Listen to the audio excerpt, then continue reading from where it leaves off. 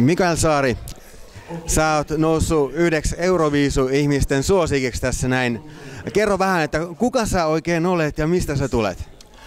No, mä oon Hyvinkäältä ja mä oon soitellut bändeissä ja sit mä tein biisiä ja osallistuin Euroviisukarsintaan ja hyvin menee tähän mennessä, että ei mitään.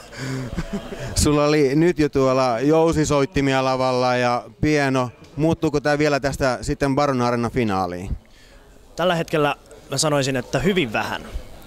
Nyt meillä on vaan 3 jousisoittajaa ja mä haluaisin koko kvartetin lavalle, kun jatketaan huomenna.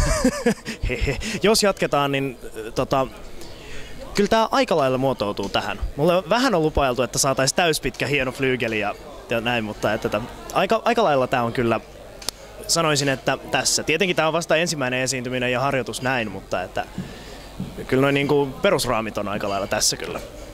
Mikä sun mielestä on tämän sun kappaleen esityksen vahvin puoli? Kyllä mä sanoisin, että se on tuossa niinku luonnollisuudessa ehkä siinä, että on nimenomaan noin jouset ja cello on maailman kaunein soitin ja noin niinku visuaalisesti sekä äänellisesti ja siinä on, meillä on hienot soittajat ja kyllä mä sanoisin, että siinä piilee ehkä nyt tää semmoisessa tietynlaisessa klassisuudessa. UMK:ssa valitaan Suomen Euroviisu-edustaja. Miten sä itse onko sä seurannut aiemmin Euroviisuja ja onko sulla jotain Euroviisumuistoja?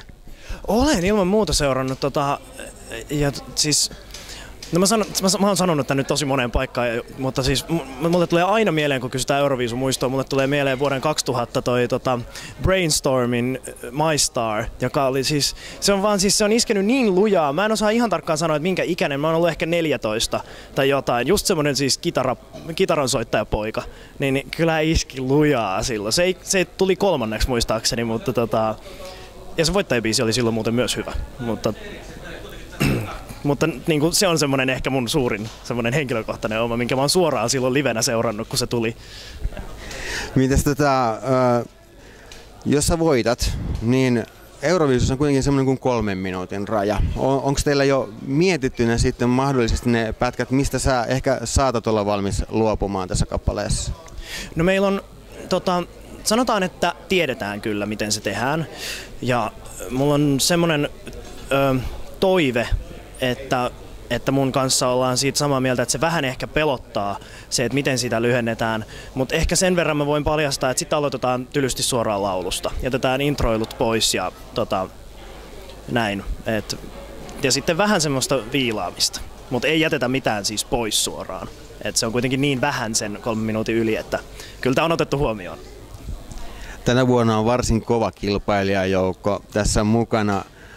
Osaatko sä sanoa, että mitkä on sun oman kappaleen lisäksi sun omat suosikit?